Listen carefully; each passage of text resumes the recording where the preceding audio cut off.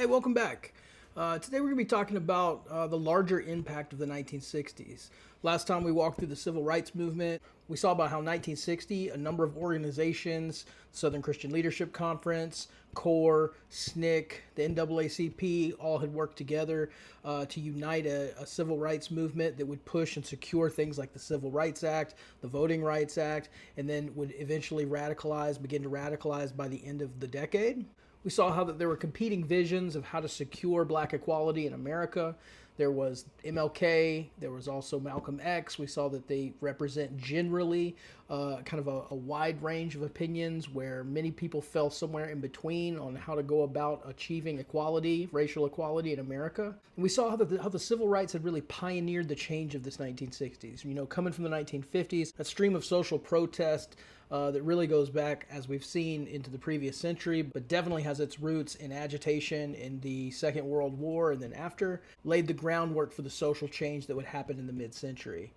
But the civil rights movement wasn't the only thing that exploded the 60s. Many other movements or liberation movements began to look towards civil rights activists, towards the tactics, the approaches that civil rights movement used, and they began to mimic those to achieve their own social ends. I want us to think about the other liberation movements that come out of the 1960s. We'll begin to see that there are a number, and in each one of these has its own particular view, its own subjective stance about how to achieve equality, what equality is, what are the primary focuses, whether this is pushing for gender equality, for sexual freedom, to stop wars abroad.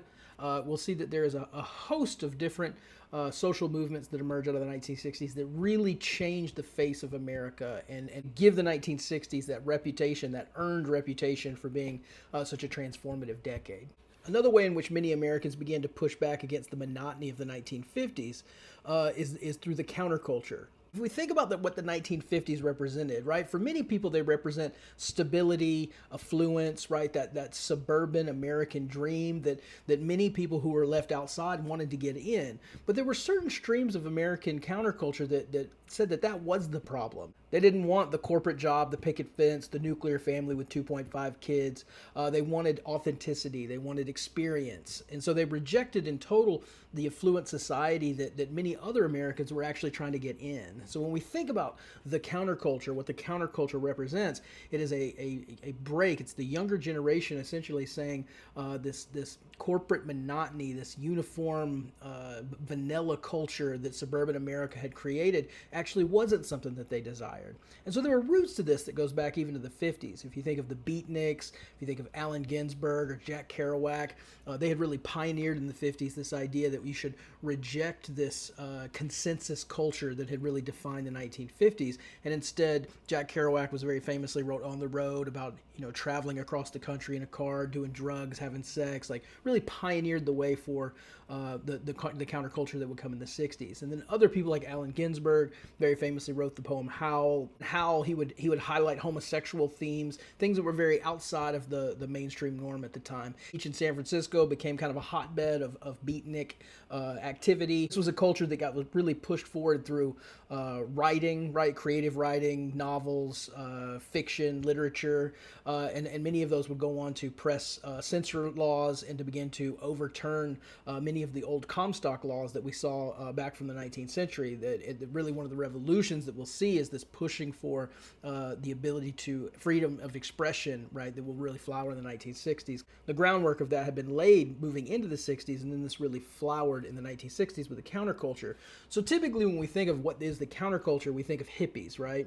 And so these are young Americans who essentially are running typically from home. They're embracing sex, drugs. They want experience more than safety. Many of them were discontent and they were fleeing this middle class culture, crying out for cultural liberation. The irony here is they were typically middle class or upper class kids. They're coming from affluence, right? And they have the ability to reject that because they essentially become bored in their search for authenticity. If you think of the Grateful Dead or you think of Bob Dylan, right, we have this kind of counterculture that's very pro-drugs, pro-sex, pro-music. This is a very colorful, expressive stream of American culture. A lot of times hippies were maybe apolitical. They'll run the gambit, right? Some of them are anti-war, anti-establishment. They might speak out politically, but a lot of them will focus on kind of just dropping out of American society. A really good example is the Harvard professor Timothy Leary, who was doing experiments with LSD at Harvard, and then ended up thinking that this was a gateway to an awakening. And then he essentially became often termed the evangelist of LSD in the 1960s, and began distributing LSD into the counterculture. And so the very famously that Timothy Leary quote is "Turn on, tune in, and drop out." Right. This is really just you put yourself in a different place and kind of create a new utopian society that's not based on the old rules of the old society. One of the things we associate with the counterculture is free love, right? So, the term free love actually has a longer history that goes back to the 19th century, but in the 1960s, this is really something that they come out. They say, hey, intimate relationships, sexual relationships shouldn't necessarily have to be defined into marriage or into kind of this very cookie cutter nuclear family, but instead you should be able to freely interact sexually with people as you see fit.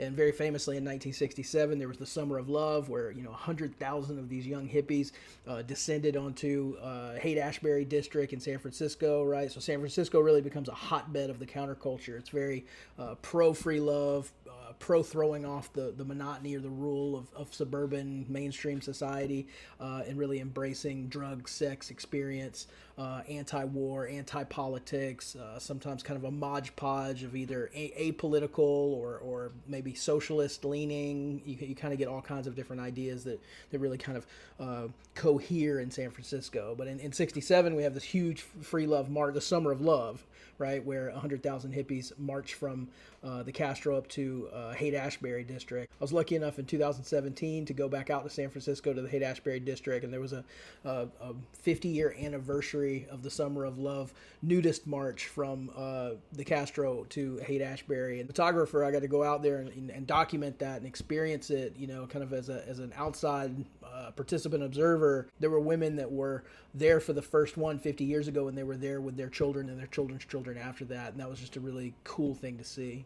So often people will talk about the 1960s, they talk about the New Left. So essentially what the New Left means, it is an umbrella term that encompasses a lot of different movements. So broadly defined, the civil rights movement is part of the New Left. Martin Luther King would be part of the New Left.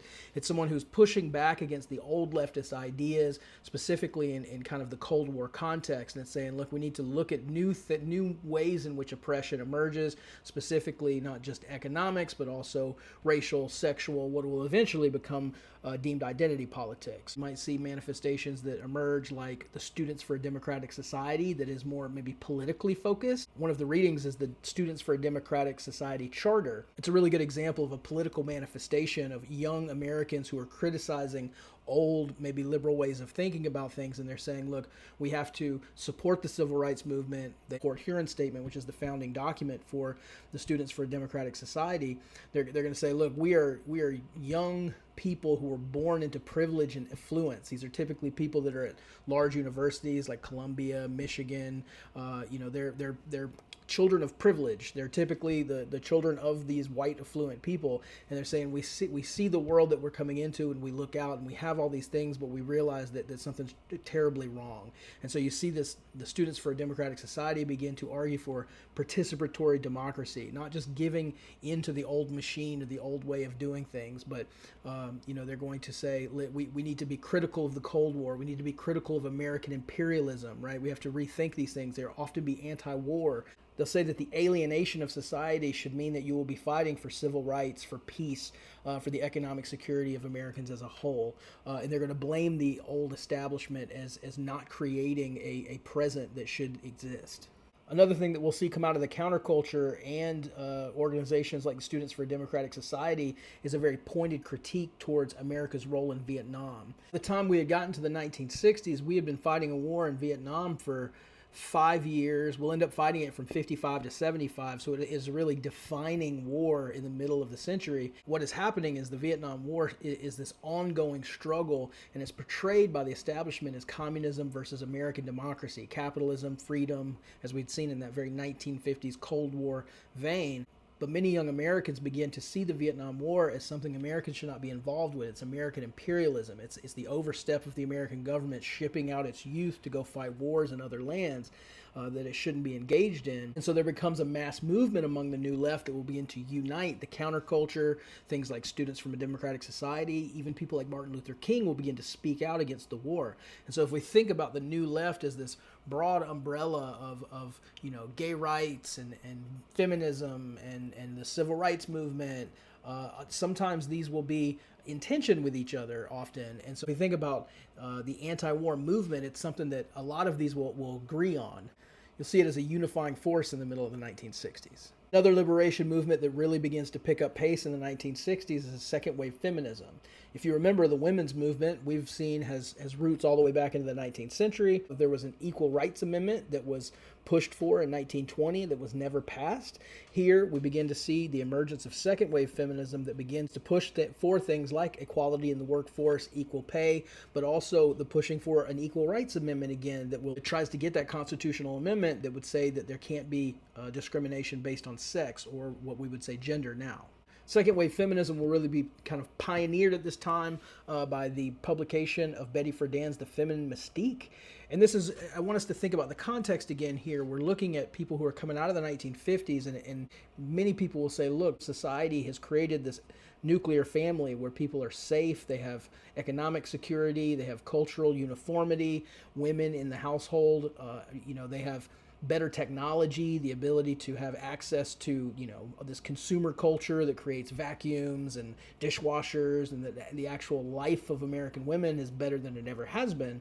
And the Feminine Mystique will come out and say that there is this emptiness, there is this void, this, very famously, this problem that has no name that women experience, and it is this lack of self-actualization or the ability to go out and to engage in the same way as in society as a whole. And this is very groundbreaking. The Feminine Mystique will bring into the mainstream a widespread feminine dissatisfaction with the state of affairs in America. In 1966, Betty Friedan will go on and establish the National Organization of Women, which is a formal organization to move for equality among the sexes in the workplace and politics, access to birth control, kind of a host of things that will be associated with second wave feminism. Much of this agitation will go on to secure legal wins. In 1965, we have the Supreme Court case Griswold versus Connecticut, which is the Supreme Court case that overturns the prohibition on selling contraceptives. This is a huge shift, and it takes a while. We need to realize that, initially the ability to have access to birth control was only for married women, and then eventually it was, spread to single women, and then, outward. Eventually, over the decade that follows, there will be the extension of access to first trimester birth control. We'll see Roe versus Wade, which is passed in '73, and these are all from a series of initiatives through second wave feminism to secure autonomy of body for women, access to birth control, to sex education, to information. They will focus on contraceptives initially, but they'll also focus on marital violence, inequalities in the law, inequalities in church, and family. Many of these things that have been this ongoing conversation going all the way back to Elizabeth Cady Stanton and even before that. Another huge movement that emerges out of the 1960s is the gay liberation movement. So in the 1950s, when we think about this, nuclear family, and we think about the stability and homogeneity and the things that many people look back to as a golden age of America in the 1950s, we have to remember that, as we remember in the Lavender Scare, that homosexuality was branded a mental disorder. Queer Americans were systematically pushed out of their jobs, out of society. They were ostracized and often incarcerated, exacerbated by McCarthyism and that Lavender Scare that was really exploded in the 1950s. There had been a longer gay rights movement. So in the 1950s, Harry Hay, which was a gay rights activist in Los Angeles, had established the Mattachine Society. And essentially what that did was, it was a group of anonymous people. They kind of modeled themselves after communist organizing, and they would get together and they would raise money for people who were incarcerated. They would try to help people legally if they got in trouble for homosexual activity. And the Mattachine Society began to kind of evolve as the 1960s goes on. One of its main members, Frank Kameny, was a Harvard-educated astrophysicist, and he had literally went to serve his country. He was working and trying to do mapping for the government. He was working in the Cold War. Unfortunately for his career, Kameny was gay. After being caught for homosexual activity, he was fired. But instead of just moving on, Kameny decided that he would devote his life to overturning American opinions on what homosexuality is. He started a Washington, D.C. chapter of the Mattachine Society, and instead of just quietly organizing, he began to push back. He began to do much like the civil rights movement would do. He would make signs, he would picket, he would create organized protests, and he began to advocate not for the fact that gay Americans should just be accepted, that they weren't a threat, but he very much in the same way in which the civil rights movement began to say black power, black is good, black is beautiful. Frank Kameny began to say it's not just that we want to be tolerated or accepted, but gay is actually good. And you begin to see this shift from please accept, right, this respectability politics. Very early on, he would even make people wear suit and ties or dresses, right? Dress up if you're going. Those versions of respectability politics. And then you really see this evolution in the 1960s that mimics that radicalization of the civil rights movement. And so by the end of the 60s, we begin to have violent protests. We begin to have this pushback that culminates in 1969 at Stonewall. You have this gay bar that was raided by the police, and you actually have days of rioting. We have this violent overturning where they're saying we're not going to accept this intimidation, violence anymore. When you see sometimes like the first Pride was a riot, that's talking about Stonewall. Culmination of the evolution of protest that began as respectability politics and then emerged as we're not going to take it anymore really culminates in 1969 in New York in Stonewall, and that was seen as the first Pride event. And so since then we've seen marches that emerged in 1970 all across the nation. I mean, from Los Angeles, New York, San Francisco, eventually in all the major cities. We had one in Atlanta in 1971, was the first one here. In 1970, we have the establishment of the Gay Liberation Front, which is essentially a more militant, more organized, more focused gay liberation movement that will focus on education, support, really more of a unified force to overturn opinions in American society about what homosexuality is.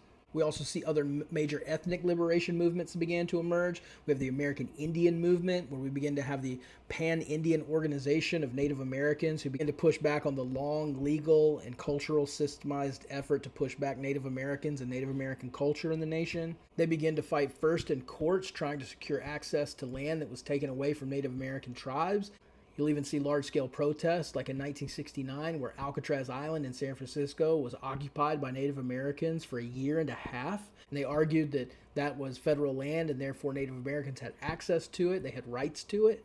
Much in the vein of Black Power, of Black is Beautiful or Gay is Good, you can see the emergence of Red Power, the celebration of Native American heritage, ancestry, and a very militant version that's going to push back against what they see as a domestic version of American imperialism. And another really significant example is the Chicano movement. We think of people like Cesar Chavez, who began to organize and to pull together Hispanic workers throughout the Southeast, specifically in places like Texas all the way over to California. If you're driving through San Francisco now, you'll drive on Cesar Chavez Boulevard. Chicano movement is a turning point where you see Hispanic Americans begin to organize and come together specifically in the leftist labor organizing vein in order to secure better lives, better futures, better working conditions for Hispanic Americans. We'd argued that the civil rights movement, and maybe liberation movements in general, kind of have a trajectory where they start out often trying to placate to American society, mainstream society, to white America, and then eventually when they see that they're not getting where they want to go fast enough, they begin to become a little more militant or to radicalize in some sense. And the whole 60s kind of had that trajectory where it seems like things continue to get wilder and wilder. We begin to have riots, race riots around the nation. And in 1968, we really see the culmination of the tumultuousness of the 60s kind of explode. Both Martin Luther King and the Democratic presidential hopeful and brother to JFK, Robert Kennedy, were shot and assassinated. And then in 1968, we also see just chaos break out in Chicago. The Democratic National Convention had come together in order to try to see who they were going to run for president. And we see supporters of civil rights, criticizers of civil rights. We see anti-war protesters, people who are supporting the war effort. Essentially, the Democratic Party is split. It's fractured. There's chaos. There's rioting in the street. There are political hippies called the hippies or the Youth International Party. They end up coming and they say that the whole American governmental system is such a mockery that they end up taking a pig to the convention that they called Pegasus, and they were nominating this pig to be president because they said everything was such a joke. Eventually, the chaos, the rioting, the violence that's happening in the street, we see the mayor is going to call out troops, and there's just widespread disorder. For many Americans, the chaos in Chicago, the anti-war protests, the pro-war, the pro-civil rights, anti-civil rights, pro-feminism, anti-feminism, all of these, protest movements, this looks like it's tearing America apart. The Republican presidential hopeful Richard Nixon will come in and he will argue that he is representing the silent majority of Americans who are not out in the streets protesting, that is not ripping the country apart. And this appeal to the silent majority, the majority of Americans who want to go back to the stability of the previous decade, is going to be very, very successful. In 1968, the Republicans, through Richard Nixon, are going to secure the White House.